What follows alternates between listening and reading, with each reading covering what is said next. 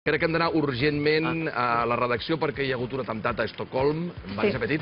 Una altra vegada, un camió ha embestit diverses persones a Estocolm, a Suècia. Us explico el que sabem fins ara. El conductor ha acabat encastant el vehicle en un centre comercial de Drottninggatan, al centre de la capital sueca.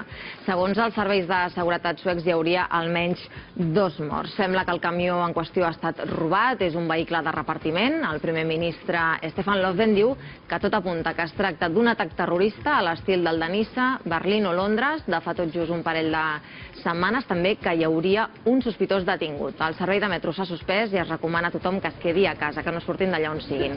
També s'investiga si hi ha hagut un tiroteig a la zona, com revelen alguns testimonis. Aquestes són imatges en directe de la zona de l'atemptat. Tan bon punt tinguem més dades, doncs us demano pas i us explico les últimes novetats. Recordem, tot apunta que es tracta d'un altre atemptat terrorista. Si més no, el primer ministre suec diu que s'apunta en aquesta línia al centre d'Estocolm un camió que ha embestit diverses persones i que ha fet almenys 2 morts.